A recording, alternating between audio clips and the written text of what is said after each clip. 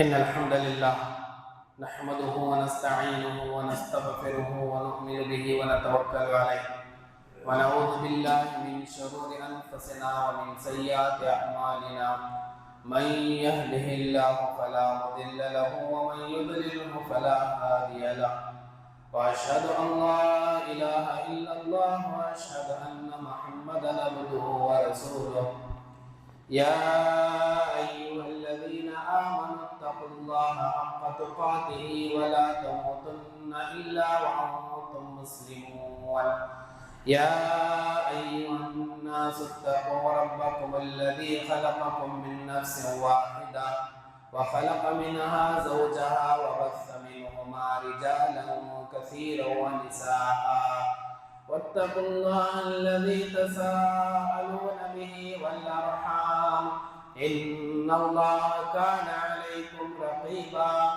يا أيها الذين آمنوا اتقوا الله وقولوا قولا سديدا يصلح لكم أعمالكم ويغفر لكم ذنوبكم ومن يطع الله ورسوله فقد فاز فوزا عظيما أما بعد فإن خير الحديث كتاب الله وخير الهدي هدي محمد صلى الله عليه وسلم وشر الأمور محدثاتها وكل محدثة بدعة وكل بدعة ضلالة وكل ضلالة في النار فأعوذ بالله من الشيطان الرجيم بسم الله الرحمن الرحيم قل هل ننبئكم بالأخسرين أعمالا الذين ضل سعيهم في الحياة الدنيا وهم يحسبون أنهم يحسنون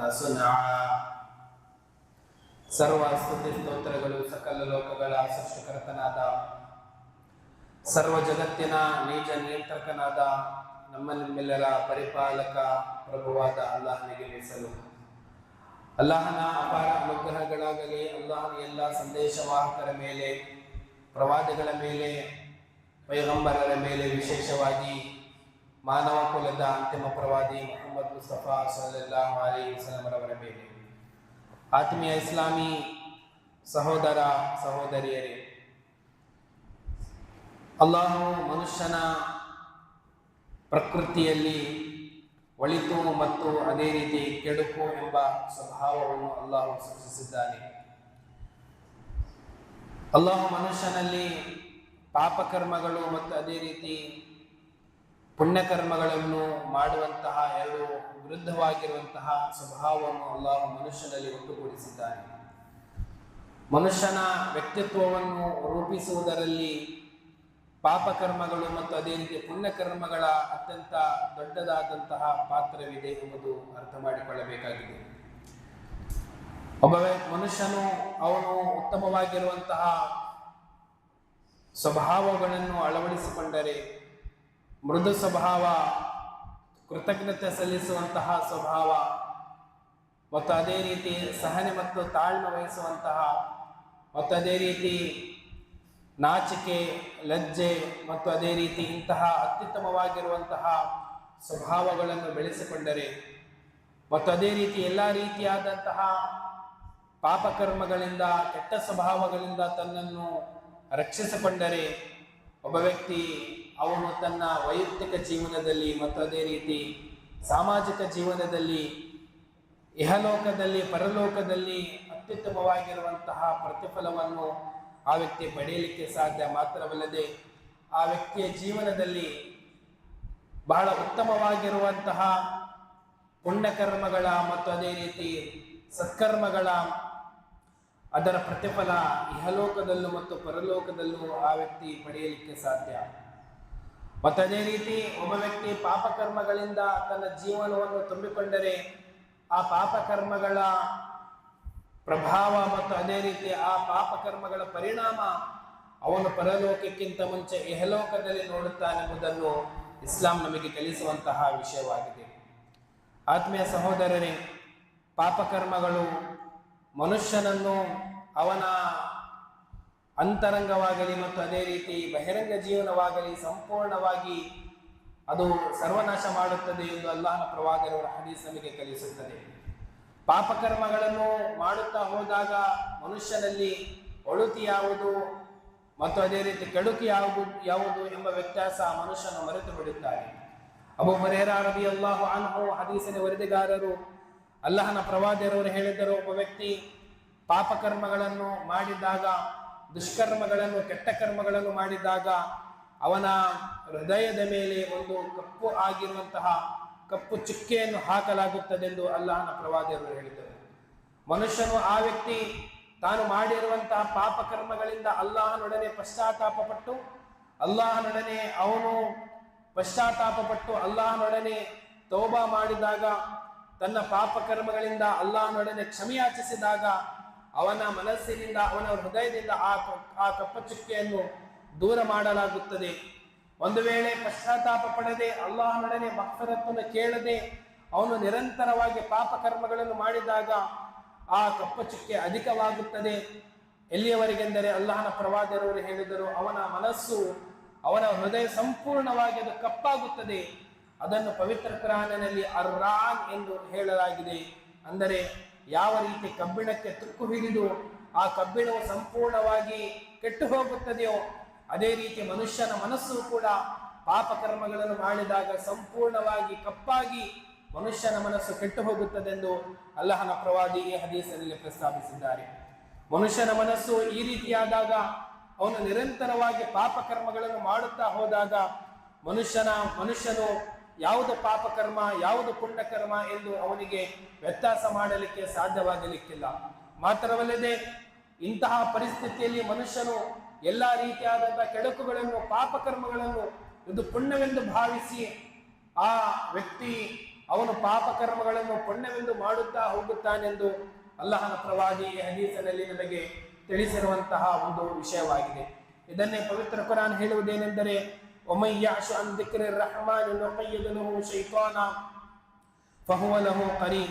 ಅಲ್ಲಾಹ್ ಹೇಳುವುದೇನೆಂದರೆ, ಯಾವ ವ್ಯಕ್ತಿ ಅಲ್ಲಾಹನ ಜಿಕ್ರಿನಿಂದ, ಅಲ್ಲಾಹನ ಸ್ಮರಣೆಯಿಂದ ದೂರವಾಗುತ್ತಾನೆಯೋ, ನುಕಯ್ಯಿದ್ ಲಹು ಶೈತಾನ ಫಹುವ ಲಹು ಕರೀನ್, ನಾವು ಆ ಮನುಷ್ಯನಿಗಾಗಿ ಒಬ್ಬ ಶೈತಾನನನ್ನು ಆ ವ್ಯಕ್ತಿಗಾಗಿ, ಆ ಮನುಷ್ಯನಿಗಾಗಿ ನಾವು ನೇಮಕ ಮಾಡುತ್ತೇವೆ.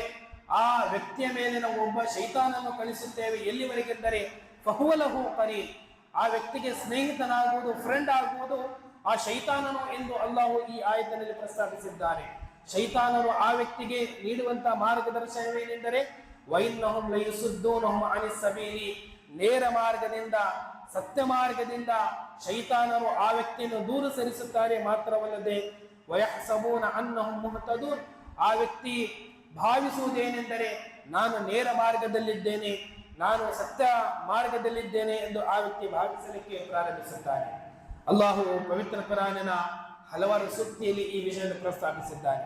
ಈ ಆಯತಿನಲ್ಲಿ ಅಲ್ಲಾಹು ತಿಳಿಸುವುದೇನೆಂದರೆ, ಸೂರತುಲ್ ಕಹಫಿನ 103ನೇ ಮತ್ತು 104ನೇ ಸೂಕ್ತಿಯಾಗಿದೆ.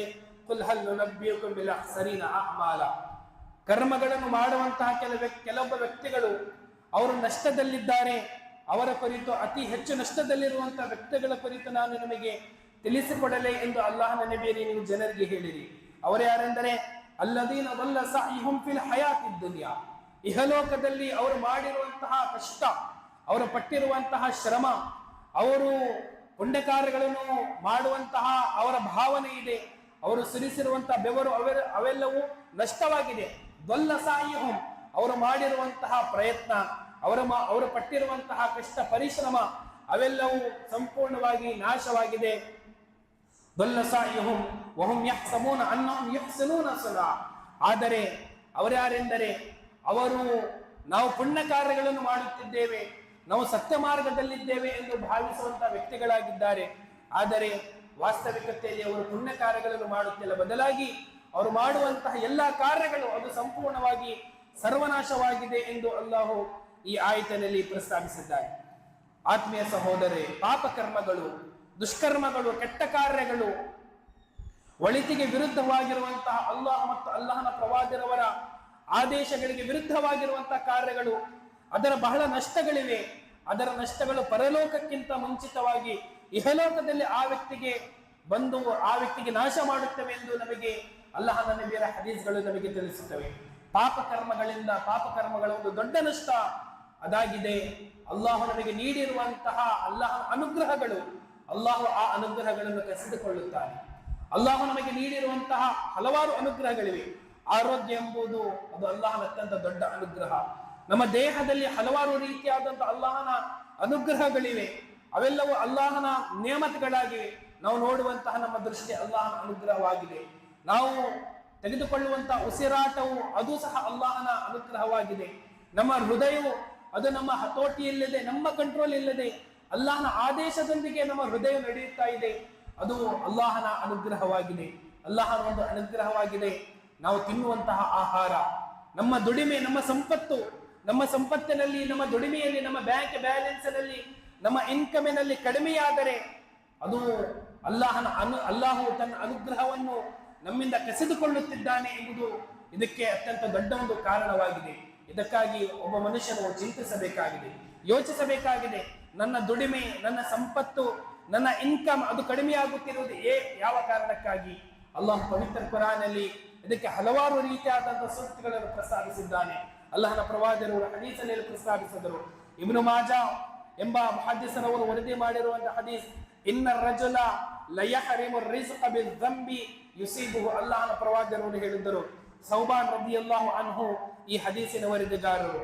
ಅಲ್ಲಾಹನ ಪ್ರವಾದಿಗಳು ಹೇಳಿದರು, ಒಬ್ಬ ವ್ಯಕ್ತಿಗೆ ಅವನ ಆಹಾರದಲ್ಲಿ, ಅವನ ಜೀವನಾಧಾರದಲ್ಲಿ, ಆಹಾರವೆಂದರೆ ಕೇವಲ ತಿನ್ನುವುದು ಮಾತ್ರ ಅದು ಆಹಾರವಲ್ಲ, ಬದಲಾಗಿ ನಮ್ಮ ದುಡಿಮೆ ಮತ್ತು ಅದೇ ರೀತಿ ನಮ್ಮ ಜೀವನದ ಎಲ್ಲ ಅವಶ್ಯಕತೆಗಳು, ಆ ಅವಶ್ಯಕತೆಗಳು ಪೂರ್ಣಗೊಳ್ಳದೆ ಅದರಲ್ಲಿ ಕಡಿಮೆಯಾಗುವುದು, ಇದು ಸಹ ಅಲ್ಲಾಹನ ಜೀವನಾಧಾರವಾಗಿದೆ. ಇದರಲ್ಲಿ ಕಡಿಮೆಯಾಗುವುದು, ನಮ್ಮ ದುಡಿಮೆ, ನಮ್ಮ ಸಂಪತ್ತು ಕಡಿಮೆಯಾಗುವುದು. ಪ್ರವಾದಿಗಳು ಹೇಳಿದರು, ಬಿಲ್ಜಂಬಿ ಯುಸೀಬುಹು, ಮನುಷ್ಯನು ಮಾಡುವಂತಹ ಪಾಪಕರ್ಮಗಳ ಕಾರಣದಿಂದಾಗಿ ಅವನ ಜೀವನಾಧಾರ ಕಡಿಮೆಯಾಗುತ್ತದೆಂದು ಅಲ್ಲಾಹನ ಪ್ರವಾದಿ ಹದೀಸಲ್ಲಿ ಪ್ರಸ್ತಾವಿಸಿದ್ದಾರೆ. ಅತ್ಯಂತ ಸಹಿಯಾಗಿರುವಂತಹ ಇದೊಂದು ಹದೀಸ್ ಆಗಿದೆ. ಅಲ್ಲಾಹು ಪವಿತ್ರ ಕುರಾನಿನಲ್ಲಿ ನಮ್ಮ ತಂದೆಯಾದಂತಹ ಆದಮ್ ನಬಿರವರ ಹಲವಾರು ಘಟನೆಗಳನ್ನು ಅಲ್ಲಾಹ್ ಪ್ರಸ್ತಾವಿಸಿದ್ದಾನೆ. ಒಂದು ಚಿಕ್ಕ ತಪ್ಪಿಗಾಗಿ ಅಲ್ಲಾಹು ಆದಮ್ ನಬಿರವರನ್ನು ಸ್ವರ್ಗದಿಂದ ಅಲ್ಲಾಹು ಅವರಿಗೆ ಭೂಮಿ ಮೇಲೆ ಕಳುಹಿಸಿದರು. ಅದೇನೆಂದರೆ ಆದಮ್ ನಬಿರವರು ಒಂದು ಚಿಕ್ಕದಾದಂತಹ ಒಂದು ತಪ್ಪನ್ನು ಮಾಡಿದರು. ಅದೇನೆಂದರೆ ಶೈತಾನನ ದುಷ್ಪ್ರೇರಣೆಗೆ ಒಳಗಾಗಿ ಯಾವ ಮರದ ಹಣ್ಣನ್ನು ತಿನ್ನಬಾರದೆಂದು ಅಲ್ಲಾಹು ಆದೇಶ ನೀಡಿದ್ದನೋ ಆ ಮರದ ಫಲವನ್ನು, ಆ ಮರದ ಹಣ್ಣನ್ನು ಆದಮ್ ನಬಿರವರು ಮತ್ತು ನಮ್ಮೆಲ್ಲರ ತಾಯಿ ಹವ್ವಾ ಅಲೈಹಿಸ್ಸಲಾಮರವರು ತಿಂದರು. ಅಲ್ಲಾಹು ಅದರಿಂದ ಆದಮ್ ಅಲೈಹಿಸ್ಸಲಾಮರವರನ್ನು, ನಮ್ಮೆಲ್ಲರ ತಂದೆಯನ್ನು ಅದರಿಂದ ತಡೆದಿದ್ದನು. ಒಂದು ಚಿಕ್ಕ ತಪ್ಪಿಗಾಗಿ ಅಲ್ಲಾಹು ಸ್ವರ್ಗದಂತ ಅನುಗ್ರಹದಿಂದ ಅಲ್ಲಾಹು ವಂಚಿತರನ್ನಾಗಿ ಮಾಡಿದವನು ಆದಮ್ ನಬಿರವರಿಗೆ. ಹೀಗಾಗಿ ಅಲ್ಲಾಹು ನಮಗೆ ನೀಡಿರುವಂತಹ ಅನುಗ್ರಹಗಳು, ಅಲ್ಲಾಹನ ನೇಮತ್ಗಳು ನಮ್ಮ ಜೀವನದಲ್ಲಿ, ನಮ್ಮ ಸಂತತಿಯಲ್ಲಿ, ನಮ್ಮ ಮಕ್ಕಳ ಜೀವನದಲ್ಲಿ ಅದು ಶಾಶ್ವತವಾಗಿ ಇರಬೇಕೆಂದಾದರೆ ಒಬ್ಬ ವ್ಯಕ್ತಿ ಪಾಪಕರ್ಮಗಳನ್ನು ಸಂಪೂರ್ಣವಾಗಿ ಬಿಡಬೇಕಾಗಿದೆ. ಸಲಫ ಸಾಲಿಹೀನರು ಹೇಳುವಂತಹ ಒಂದು ಅತ್ಯುತ್ತಮವಾಗಿರುವಂತಹ ಅವರ ಒಂದು ವಚನವಿದೆ. ಅವರು ಹೇಳುತ್ತಿದ್ದರು, ಸಲಫ ಸಾಲಿಹೀನರು ಹೇಳುತ್ತಿದ್ದರು, ಇನ್ನೀಲ ಅರ ಅಸರ ದುನೂಬಿ ಅಲ ಅಹಲಿ ವದಾಬ್ಬತಿ. ನಾನು ಮಾಡುವಂತಹ ಪಾಪಕರ್ಮ, ನಾನು ಮಾಡುವಂತಹ ಕೆಟ್ಟ ಕರ್ಮ, ನಾನು ಮಾಡುವಂತಹ ದುಷ್ಕರ್ಮ, ಅದರ ಪರಿಣಾಮ ನಾನು ನನ್ನ ಹೆಂಡತಿಯ ಮೇಲೆ ಮಾತ್ರವಲ್ಲದೆ ನನ್ನ ಮಕ್ಕಳಲ್ಲಿ ಮತ್ತು ಅದೇ ರೀತಿ ನನ್ನ ಪ್ರಾಣಿ, ನನ್ನ ಕುದುರೆಯಲ್ಲಿ ನಾನು ನೋಡುತ್ತಿದ್ದೆ. ಅದೇನೆಂದರೆ ನಾನು ಪಾಪಕರ್ಮ ಮಾಡಿದಾಗ, ನಾನು ದುಷ್ಕರ್ಮ ಮಾಡಿದಾಗ, ನಾನು ನನ್ನ ಸೃಷ್ಟಿಕರ್ತನ ಆಜ್ಞೆಗಳಿಗೆ ನಾನು ವಿರುದ್ಧವಾಗಿ ನಡೆದು ಹೋದಾಗ ನನ್ನ ಹೆಂಡತಿ ನನ್ನ ಮಾತನ್ನು ಕೇಳುತ್ತಿಲ್ಲ, ನನ್ನ ಮಕ್ಕಳು ನನ್ನ ಮಾತನ್ನು ಕೇಳುತ್ತಿಲ್ಲ, ನನ್ನ ಒಂಟೆ ಮತ್ತು ನನ್ನ ಕುದುರೆ, ನನ್ನ ಈ ಪ್ರಾಣಿ, ನನ್ನ ಸವಾರಿ ಅದು ನನ್ನ ಮಾತನ್ನು ಕೇಳುತ್ತಿಲ್ಲ, ನಾನು ಅವರಿಗೆ ದುಡಿದು ಕೊಡುತ್ತಿದ್ದೇನೆ. ಹೀಗೆ ನಾವು ನಮ್ಮ ಸೃಷ್ಟಿಕರ್ತನ, ನಾವು ಅವನ ಆದೇಶಗಳಿಗೆ ವಿರುದ್ಧವಾಗಿ ನಡೆದಾಗ ಸೃಷ್ಟಿಯು ನಮ್ಮ ಆದೇಶಗಳಿಗೆ ಅಥವಾ ನಮ್ಮ ವಿರುದ್ಧವಾಗಿ ನಡೆಯುತ್ತದೆ ಎಂದು ಸಲಫ ಸಾಲಿಹೀನರು ಹೇಳುತ್ತಿದ್ದರು. ಆತ್ಮೀಯ ಸಹೋದರೇ, ಒಬ್ಬ ವ್ಯಕ್ತಿ ಎಷ್ಟು ದೊಡ್ಡ ಪ್ರಮಾಣದ ಪಾಪಕರ್ಮ ಮಾಡುತ್ತಾನೆಯೋ ಅಷ್ಟೇ ದೊಡ್ಡದಾಗಿರುವಂತ ಅಲ್ಲಾಹನ ನೇಮತಿನಿಂದ ಆ ವ್ಯಕ್ತಿ ವಂಚಿತನಾಗುತ್ತಾನೆ. ಯಾವ ವ್ಯಕ್ತಿ ಎಷ್ಟು ದೊಡ್ಡದಾದಂತ ಪಾಪಕರ್ಮ ಮಾಡುತ್ತಾನೆಯೋ ಅಲ್ಲಾಹು ಅಷ್ಟೇ ದೊಡ್ಡದಾದಂತ ಯಾತನೆ ಮತ್ತು ಶಿಕ್ಷೆ ಆ ವ್ಯಕ್ತಿಯ ಜೀವನದಲ್ಲಿ ನೀಡುತ್ತಾನೆಂಬುದು ಅಲ್ಲಾಹ್ ಪವಿತ್ರ ಕುರಾನಿನಲ್ಲಿ ನಮಗೆ ತಿಳಿಸಿರುವಂತಹ ವಿಷಯವಾಗಿದೆ. ಪವಿತ್ರ ಕುರಾನಿನಲ್ಲಿ ಒಂದನೇ 3 ಭಾಗ ಗತ ಕಾಲದ ಕಥೆಗಳನ್ನು ಹೇಳಲಾಗಿದೆ. ಇದರ ಅರ್ಥ ಪವಿತ್ರ ಕುರಾನ್ ಘಟನೆಗಳು ಮತ್ತು ಕಥೆಗಳ ಪುಸ್ತಕವಲ್ಲ, ಅದು ಸ್ಟೋರಿಗಳ ಪುಸ್ತಕವಲ್ಲ, ಬದಲಾಗಿ ಆ ಸ್ಟೋರಿಗಳಲ್ಲಿ ನಮ್ಮೆಲ್ಲರಿಗೆ ನೀತಿ ಪಾಠವಿದೆ, ನಮಗೆ ಕಲಿಯುವಂತಹ ಬಹಳಷ್ಟು ಪಾಠಗಳಿವೆ. ಅದರಲ್ಲಿ ಒಂದಾಗಿದೆ ಕಾರೂನ್ ಎಂಬ ದೊಡ್ಡ ಶ್ರೀಮಂತ ವ್ಯಕ್ತಿ. ಆ ವ್ಯಕ್ತಿ ಎಷ್ಟು ಶ್ರೀಮಂತನಾಗಿದ್ದಾನೆ ಎಂದಾದರೆ ಪವಿತ್ರ ಕುರಾನ್ ಹೇಳುವುದೇನೆಂದರೆ ವ ಇನ್ನ ಮಫಾತಿಹು ಲತನೂಹು ಬಿಲ್ ಉಸ್ಬತಿ ಉಲಿಲ್ ಖುವ್ವಾ. ಆ ವ್ಯಕ್ತಿಯ ಸಂಪತ್ತು, ಆ ವ್ಯಕ್ತಿಯಲ್ಲಿ ಇರುವಂತಹ ಚಿನ್ನ, ಬಂಗಾರ, ಬೆಳ್ಳಿ, ವಜ್ರ ಅವೆಲ್ಲವನ್ನು ಕೊಂಡೊಯ್ಯಲಿಕ್ಕಾಗಿ ಅದರ ಕೀಲಿಕೆಗಳು, ಅವನಲ್ಲಿರುವಂತಹ ಖಜಾನೆ, ಅದರ ಕೀಗಳನ್ನು ಕೊಂಡೊಯ್ಯಲಿಕ್ಕಾಗಿ ದೊಡ್ಡ ದೊಡ್ಡ ಪೈಲ್ವಾನರು ಅದನ್ನು ಎತ್ತುಕೊಂಡು ಹೋಗುತ್ತಿದ್ದರು ಎಂದು ಪವಿತ್ರ ಕುರಾನ್ನಲ್ಲಿ ಉಲ್ಲೇಖಿಸಲಾಗಿದೆ. ಇಷ್ಟು ಶ್ರೀಮಂತನಾಗಿರುವಂತಹ ವ್ಯಕ್ತಿ, ಅವನು ತನ್ನ ಶ್ರೀಮಂತಿಕೆಯಲ್ಲಿ ತನ್ನಲ್ಲಿರುವಂತಹ ಅಲ್ಲಾಹ್ ಅವನಿಗೆ ನೀಡಿರುವಂತಹ ಅನುಗ್ರಹಕ್ಕೆ ಬದಲಾಗಿ ಅಲ್ಲಾಹನಿಗೆ ಕೃತಜ್ಞತೆ ಸಲ್ಲಿಸುವುದರ ಬದಲಾಗಿ ಆ ವ್ಯಕ್ತಿ ಅಹಂಕಾರದಿಂದ ನಡೆದುಕೊಂಡು ಹೋಗುತ್ತಿದ್ದ. ಫಖಸಫನಾ ಬಿಹಿ ಬಿದಾರಿಲ್ ಅರ್ದ್. ಅಲ್ಲಾಹು ಅವನ ಸಂಪತ್ತು, ಅವನ ಶ್ರೀಮಂತಿಕೆ, ಅವನ ಚಿನ್ನ, ಬಂಗಾರ, ಬೆಳ್ಳಿ, ಅದರೊಂದಿಗೆ ಅವನ ಅರಮನೆಯೊಂದಿಗೆ ಅಲ್ಲಾಹು ಭೂಮಿಯಲ್ಲಿ ಆ ವ್ಯಕ್ತಿಯನ್ನು ಹುದುಗಿಸಿದನು ಎಂದು ಪವಿತ್ರ ಕುರಾನ್ನಲ್ಲಿ ತಿಳಿಸಲಾಗಿದೆ. ಹೀಗೆ ಯಾವ ವ್ಯಕ್ತಿ ಇಷ್ಟು ದೊಡ್ಡ ಪಾಪಕರ್ಮ ಮಾಡುತ್ತಾನೆಯೋ ಅಲ್ಲಾಹು ಅಷ್ಟೇ ದೊಡ್ಡ ನೇಮತ್ತನ್ನು, ಅಷ್ಟೇ ದೊಡ್ಡ ಅನುಗ್ರಹವನ್ನು ಆ ವ್ಯಕ್ತಿಯಿಂದ ಕಸಿದುಕೊಳ್ಳುತ್ತಾನೆಂಬುದು ಇದಕ್ಕೆ ಪುರಾವೆಯಾಗಿದೆ. ಪವಿತ್ರ ಕುರಾನ್ನಲ್ಲಿ ಒಂದು ಸಮುದಾಯದ ಘಟನೆ ತಿಳಿಸಲಾಗಿದೆ. ಅದನ್ನು ಸಬಾ ಎಂದು ಹೇಳಲಾಗುತ್ತದೆ. ಸಬಾ ಎಂದು ಒಂದು ಪವಿತ್ರ ಕುರಾನ್ನಲ್ಲಿ ಅಧ್ಯಾಯ ಸೂರತ್ ಇದೆ. ಸಬಾ ಎಂದರೆ ಹಲವಾರು ಅನುಗ್ರಹಗಳು ಆ ಸಮುದಾಯಕ್ಕೆ, ಒಂದು ಊರಿಗೆ ಅಲ್ಲಾಹು ನೀಡಿರುವಂತಹ ಅದೊಂದು ಸಮುದಾಯ.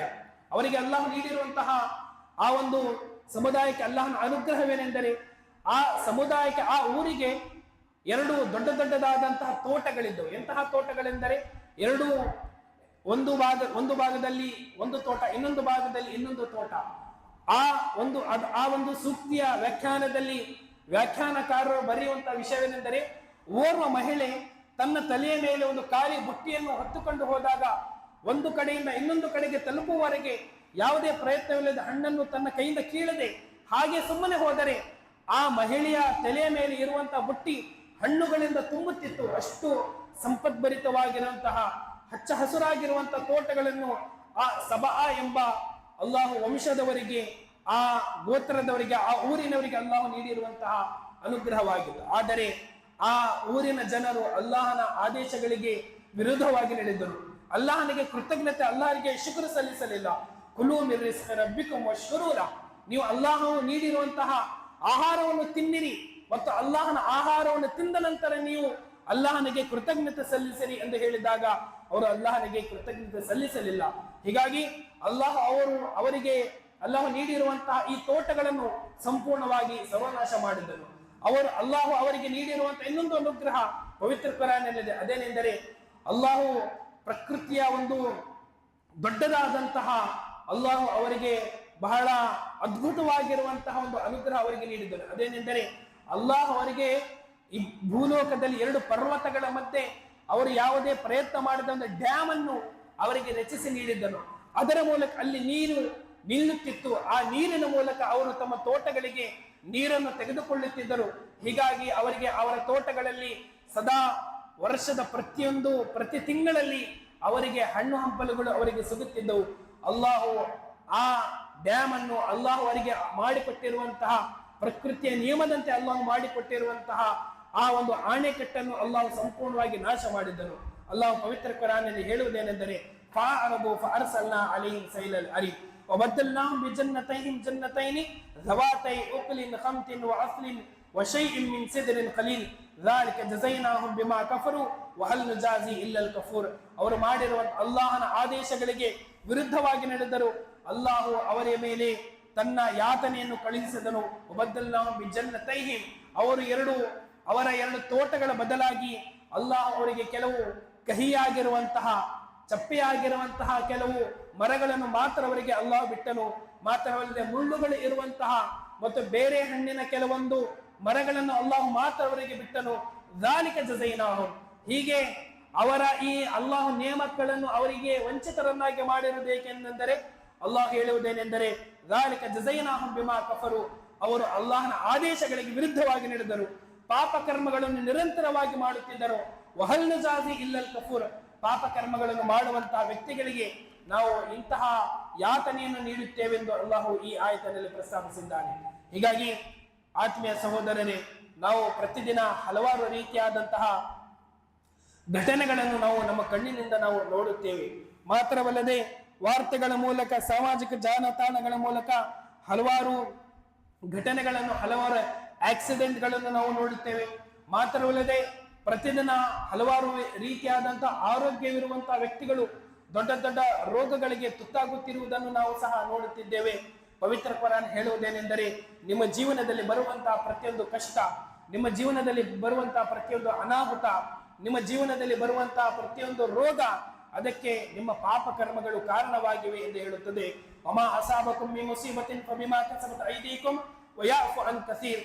ನಿಮ್ಮ ಜೀವನದಲ್ಲಿ ಬರುವಂತಹ ಪ್ರತಿಯೊಂದು ತೊಂದರೆ ಅದು ಬಿಮಾ ಕಸಬತ್ ಐದೀಕುಂ, ನಿಮ್ಮ ಕೈಗಳು ಮಾಡುವಂತಹ ಪಾಪ ಕರ್ಮಗಳ ಕಾರಣದಿಂದಾಗಿದೆ. ಅದೇ ರೀತಿ ಆತ್ಮೀಯ ಸಹೋದರರೇ, ಪಾಪ ಕರ್ಮಗಳ ಕಾರಣದಿಂದಾಗಿ ಮನುಷ್ಯನ ಜೀವನದಲ್ಲಿ ದೊಡ್ಡ ದೊಡ್ಡ ರೋಗಗಳು ಬರುತ್ತವೆ ಎಂದು ಅಲ್ಲಾಹನ ಪ್ರವಾದಿಯವರ ಹದೀಸ್ ನಮಗೆ ಕಲಿಸುತ್ತದೆ. ಅಲ್ಲಾಹನ ಪ್ರವಾದಿಯವರು ಹೇಳಿದರು, ಮಾ ظهرت الفاحشة في قوم حتى أعلنوا بها إلا ابتلوا بالطاعون والأوجاع التي لم تكن في أسلافهم الذين مضوا. ಪ್ರವಾದಿಯವರು ಹೇಳಿದರು, ಯಾವ ಸಮಾಜದಲ್ಲಿ ಅಶ್ಲೀಲತೆ, ವ್ಯಭಿಚಾರ, ಜಿನಾ ಎಂಬ ಪಾಪಕರ್ಮವು ವ್ಯಾಪಕವಾಗುತ್ತದೆ, ಹತ್ತ ಅಲನು ಬಿಹಾ, ಎಲ್ಲಿವರೆಗೆಂದರೆ ಅದು ಬಹಿರಂಗವಾಗಿ ಜನರ ಮುಂದೆ ಈ ವ್ಯಭಿಚಾರ ಮತ್ತು ಅಶ್ಲೀಲತೆ ಕಾರ್ಯಗಳನ್ನು ಜನರು ಮಾಡುತ್ತಾರೆಯೋ, ಅಲ್ಲಾಹನ ಪ್ರವಾದಿಯವರು ಹೇಳಿದರು, ಇಲ್ಲ ಬುತುಲು ಬಿತ್ತಾಊನಿ, ಪ್ಲೇಗ್ ಎಂಬ ರೋಗ ಆ ಸಮಾಜದಲ್ಲಿ ಬರುತ್ತದೆ. ವಲ್ಲ ಔಜಾ, ಮತ್ತು ಅದೇ ರೀತಿ ಹಿಂದಿನ ಗತಕಾಲದ ಜನರು ಕೇಳದೇ ಇರದಂತಹ ದೊಡ್ಡ ದೊಡ್ಡ ರೋಗಗಳು ಆ ಸಮಾಜದಲ್ಲಿ ಬರುತ್ತವೆ ಎಂದು ಅಲ್ಲಾಹನ ಪ್ರವಾದಿ ಹದೀಸಲ್ಲಿ ಪ್ರಸ್ತಾಪಿಸಿದರು.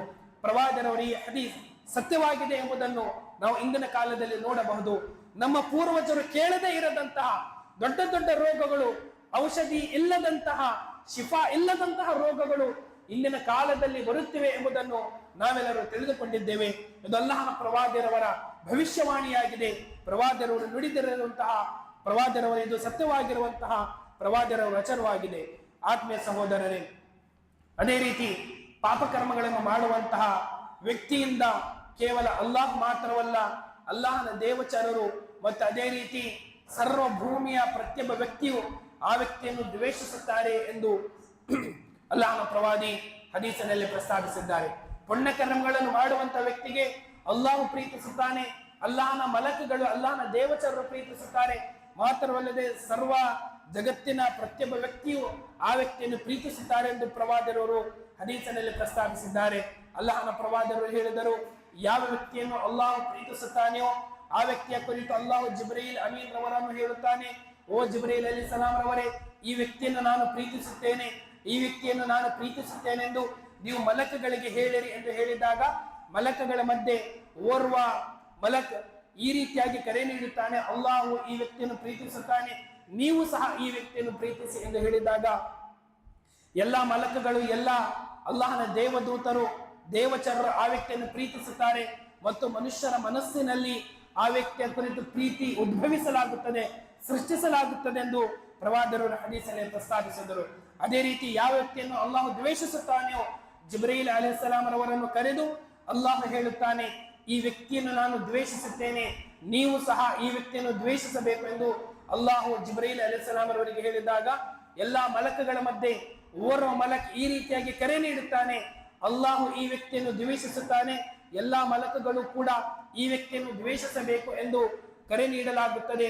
ಮಾತ್ರವಲ್ಲದೆ ಮನುಷ್ಯನ ಮನಸ್ಸಿನಲ್ಲಿ ಆ ವ್ಯಕ್ತಿಯ ಕುರಿತು ದ್ವೇಷ ಸೃಷ್ಟಿಸಲಾಗುತ್ತದೆಂದು ಅಲ್ಲಾಹನ ಪ್ರವಾದಿ ಹದೀಸಲ್ಲಿ ಪ್ರಸ್ತಾಪಿಸಿದ್ದಾರೆ.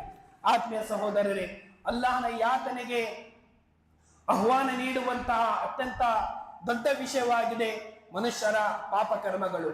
ಯಾವ ಸಮಾಜದಲ್ಲಿ ಅಲ್ಲಾಹನ ಯಾತನೆ ಮತ್ತು ಅದೇ ರೀತಿ ಅಲ್ಲಾಹನ ಕ್ರೋಧವಿದೆಯೋ ಅವರು ಯೋಚಿಸಬೇಕಾದಂತಹ ವಿಷಯವೇನೆಂದರೆ, ನಾವು ನಮ್ಮ ಪಾಪಕರ್ಮಗಳಿಂದ ನಾವು ಪಶ್ಚಾತ್ತಾಪ ಪಡಬೇಕಾದದ್ದು. ಯಾವ ಸಮಾಜದಲ್ಲಿ ಅಲ್ಲಾಹನ ಕ್ರೋಧವಿರುತ್ತದೆಯೋ ಅಲ್ಲಾಹು ಆ ಸಮಾಜದ ಮೇಲೆ ತನ್ನ ಯಾತನೆ ಮತ್ತು ತನ್ನ ಶಿಕ್ಷೆಯನ್ನು ಅಲ್ಲಾಹು ಕಳಿಸುತ್ತಾನೆ. ನಾವು ಜೀವನವನ್ನು ಸಾಗಿಸುತ್ತಿದ್ದೇವೆ, ಆದರೆ ನಾವು ಅಲ್ಲಾಹನ ನೇಮತ್ತಿನಲ್ಲಿದ್ದೇವೆ ಅಥವಾ ನಾವು ಅಲ್ಲಾಹನ ಶಿಕ್ಷೆ ಮತ್ತು ಅಲ್ಲಾಹನ ಅಜಾಬ್ ಮತ್ತು ಅಲ್ಲಾಹನ ಯಾತನೆ ಎಲ್ಲಿದ್ದೇವೆ ಎಂಬುದನ್ನು ನಾವು ತಿಳಿದುಕೊಳ್ಳಬೇಕಾಗಿದೆ. ಆತ್ಮೀಯ ಸಹೋದರರೇ, ನಮ್ಮ ಮೇಲೆ ನಮಗೆ ದೌರ್ಜನ್ಯವೆಸಗುವಂತಹ, ನಮ್ಮ ಮೇಲೆ ಶೋಷಣೆ ಮಾಡುವಂತಹ, ನಮ್ಮ ಮೇಲೆ ದಬ್ಬಾಳಿಕೆ ಮಾಡುವಂತಹ ವ್ಯಕ್ತಿಗಳು ಬರುವುದು ಕೂಡ ಇದು ಅಲ್ಲಾಹನ ಶಿಕ್ಷೆಯಾಗಿದೆ. ಇದು ಅಲ್ಲಾಹನ ಅಜಾಬ್ ಆಗಿದೆ.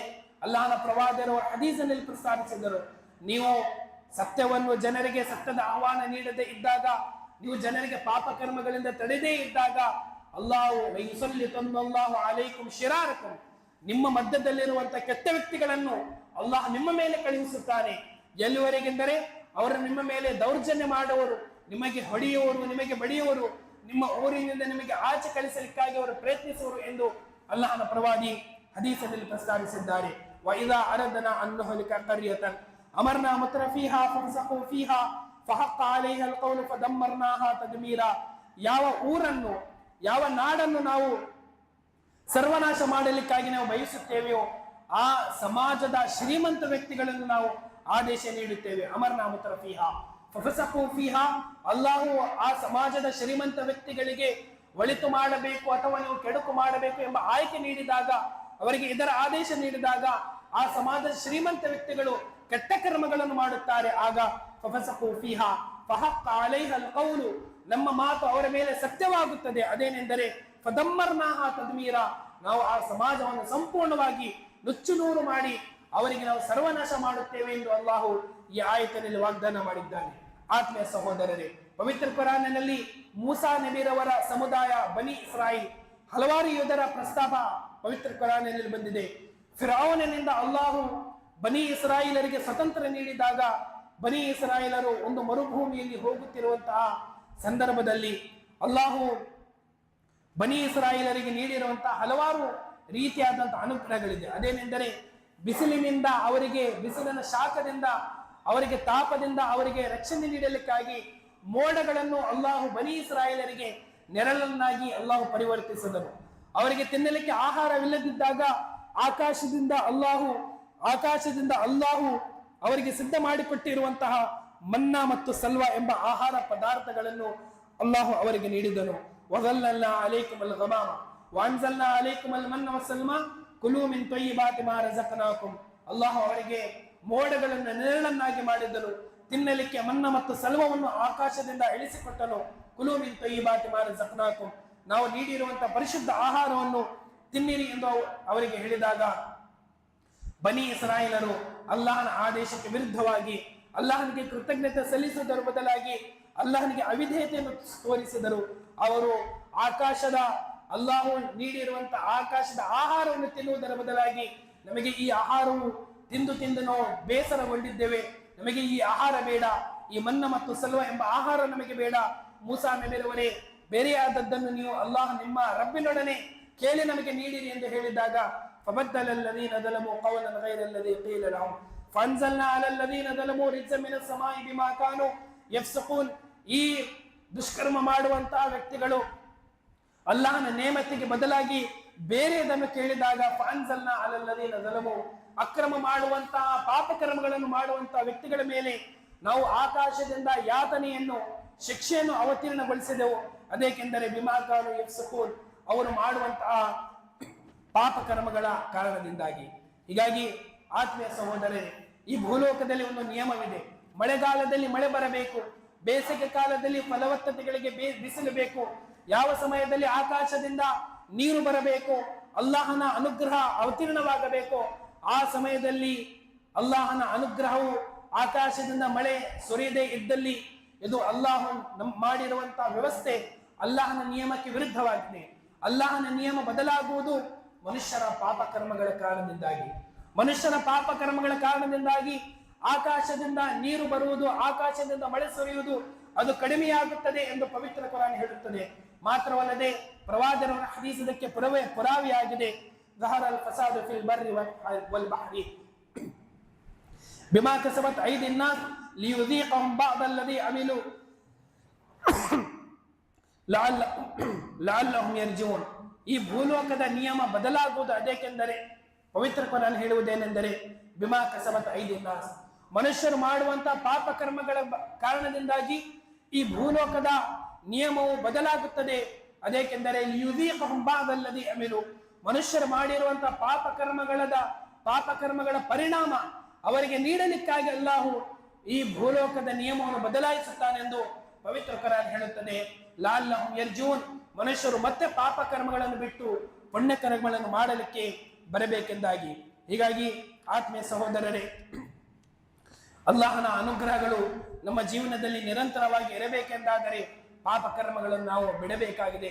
ಯಾವುದೇ ಚಿಕ್ಕ ಪಾಪಕರ್ಮವಾಗಲಿ, ಯಾವುದೇ ದೊಡ್ಡ ಪಾಪಕರ್ಮವಾಗಲಿ, ಪ್ರತಿಯೊಂದನ್ನು ಬಿಡಬೇಕಾಗಿದೆ. ಚಿಕ್ಕ ಚಿಕ್ಕ ಪಾಪಕರ್ಮ, ಇದು ಚಿಕ್ಕದಾದಂತಹ ಒಂದು ಪಾಪಕರ್ಮವಾಗಿದೆ, ದುಷ್ಕರ್ಮವಾಗಿದೆ ಎಂದು ಎಂದಿಗೂ ಮನುಷ್ಯನು ಪರಿಗಣಿಸಬಾರದು. ಪ್ರವಾದಿಗಳು ಹೇಳಿದ್ದರು, ಇಯ್ಯಾಕಿ ವಹಕ್ಕರಾತ ದುನೂಬಿ ಫೈನಲಹಾ ಮಿನಲ್ಲಾಹಿ ತಾಲಿಬಾ. ಆಯಿಷಾ ರದಿಯಲ್ಲಾಹು ಅನ್ಹಾಗೆ ಹೇಳಿದರು, ಓ ಆಯಿಷಾ, ಯಾವುದೇ ಚಿಕ್ಕ ದುಷ್ಕರ್ಮವನ್ನು ಇದು ಚಿಕ್ಕದಾದಂತಹ ಪಾಪಕರ್ಮ ಅಥವಾ ದುಷ್ಕರ್ಮವಾಗಿದೆ ಎಂದು ಪರಿಗಣಿಸಬೇಡ. ಅದಕ್ಕೆಂದರೆ ಪ್ರತಿಯೊಂದು ಪಾಪಕರ್ಮವನ್ನು ಬರೆಯಲಿಕ್ಕಾಗಿ ಓರ್ವ ಅಲ್ಲಾಹನ ಮಲಕ್ ಅದು ನೇಮಕಗೊಂಡಿದೆ. ನೀವು ಮಾಡುವಂತಹ ಪಾಪಕರ್ಮವನ್ನು ಆ ಮಲಕ್ ಬರೆಯುತ್ತಿದೆ ಎಂದು ಅಲ್ಲಾಹನ ಪ್ರವಾದಿ ಹದೀಸಿನಲ್ಲಿ ಪ್ರಸ್ತಾವಿಸಿದರು.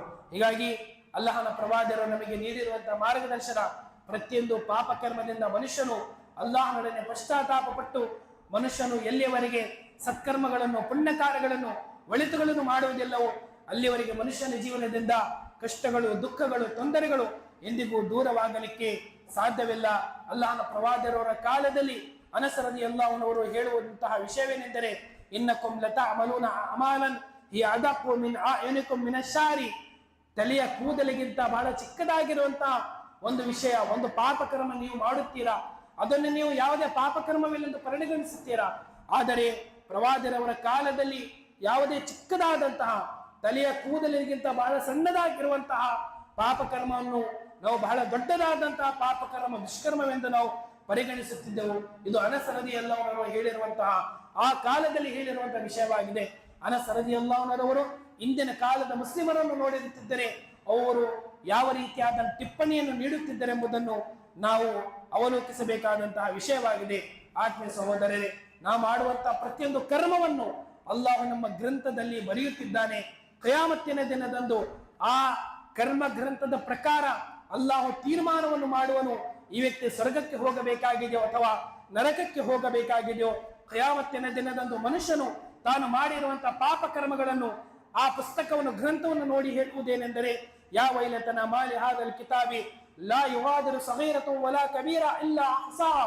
ಅಯ್ಯೋ, ಈ ಪಾಪಕರ್ಮ, ಈ ಗ್ರಂಥವು ನಾನು ಮಾಡಿರುವಂತಹ ಪ್ರತಿಯೊಂದು ಚಿಕ್ಕ ಪಾಪಕರ್ಮವಾಗಲಿ, ಯಾವುದೇ ದೊಡ್ಡ ಪಾಪಕರ್ಮವಾಗಲಿ, ಚಿಕ್ಕ ಸತ್ಕಾರ್ಯವಾಗಲಿ, ದೊಡ್ಡ ಸತ್ಕಾರ್ಯವಾಗಲಿ, ಚಿಕ್ಕದಾಗಿರುವಂತಹ ದುಷ್ಕರ್ಮವಾಗಲಿ, ದೊಡ್ಡದಾಗಿರುವಂತಹ ದುಷ್ಕರ್ಮವಾಗಲಿ, ಪ್ರತಿಯೊಂದು ಈ ಪುಸ್ತಕವು, ಈ ಗ್ರಂಥವು ಬರೆದಿದೆಯೋ ಎಂದು ಆ ದಿನದಂದು ಪಶ್ಚಾತ್ತಾಪ ಪಡುವರು. ಕಿಯಾಮತ್ತಿನ ದಿನ ಬರುವ ಮುನ್ನ, ಮನುಷ್ಯನ ಮರಣ ಬರುವ ಮುನ್ನ ಮನುಷ್ಯನು ಪಾಪ ಕರ್ಮಗಳನ್ನು ಸಂಪೂರ್ಣವಾಗಿ ಬಿಟ್ಟು ಪುಣ್ಯ ಕರ್ಮಗಳನ್ನು ಮಾಡಬೇಕೆಂಬುದು ಈ ಎಲ್ಲ ಆಯತ್ ಮತ್ತು ಹದೀಸ್ಗಳ ಸಾರಾಂಶವಾಗಿದೆ. ಅಲ್ಲಾಹು ಪಾಪ ಕರ್ಮಗಳಿಂದ ನಮ್ಮನ್ನು, ನಮ್ಮ ಸಮಾಜವನ್ನು, ಸಮಾಜದ ಯುವಕ ಮತ್ತು ಯುವತಿಯರನ್ನು ಅಲ್ಲಾಹು ರಕ್ಷಿಸಲಿ. ಅಲ್ಲಾಹು ಪುಣ್ಯ ಕಾರ್ಯಗಳನ್ನು ಮಾಡುವಂತಹ ತೌಫೀಕ್ ದಯಪಾಲಿಸಲಿ. ವಿಶೇಷವಾಗಿ 5 ಸಮಯದ ನಮಾಜನ್ನು ಅದರ ಸಮಯಕ್ಕೆ ತಕ್ಕಂತೆ ಮಾಡುವಂತಹ ತೌಫೀಕ್ ಅಲ್ಲಾಹು ನಮ್ಮೆಲ್ಲರಿಗೂ ದಯಪಾಲಿಸಲಿ. ಅಲ್ಲಾಹು ತನ್ನ ಅನುಗ್ರಹಗಳನ್ನು ನಮ್ಮ ಮೇಲೆ ಅಲ್ಲಾಹು ಅವತೀರ್ಣಗೊಳಿಸಲಿ. ಎಲ್ಲಾ ರೀತಿಯಾದ ರೋಗಗಳಿಂದ, ಎಲ್ಲಾ ರೀತಿಯಾದ ದುಃಖ ಮತ್ತು ತೊಂದರೆಗಳಿಂದ ಅಲ್ಲಾಹು ನಮ್ಮೆಲ್ಲರನ್ನು, ಮುಸ್ಲಿಮರನ್ನು ಅಲ್ಲಾಹು ರಕ್ಷಿಸಲಿ. ಆಮೀನ್.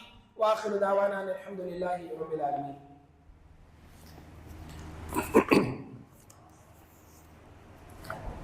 إن الحمد لله نحمده ونستعينه ونستغفره ونعوذ بالله من شرور أنفسنا ومن سيئات أعمالنا. من يهده الله فلا مضل له ومن يضلل فلا هادي له.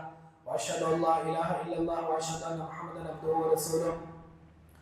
يا أيها الذين آمنوا اتقوا الله حق تقاته ولا تموتن إلا وأنتم مسلمون. أعوذ بالله من الشيطان الرجيم. بسم الله الرحمن الرحيم. إن الله وملائكته يصلون على النبي يا أيها الذين آمنوا صلوا عليه وسلموا تسليما. اللهم صل على محمد وعلى آل محمد كما صليت على إبراهيم وعلى آل إبراهيم إنك حميد مجيد. اللهم بارك على محمد وعلى آل محمد كما باركت على إبراهيم وعلى آل إبراهيم إنك حميد مجيد. إن الله يأمر بالعدل والإحسان وإيتاء ذي القربى وينهى عن الفحشاء والمنكر والبغي يعظكم لعلكم تذكرون. واذكروا الله يذكركم وادعوه يستجب لكم والله يعلم ما تصنعون.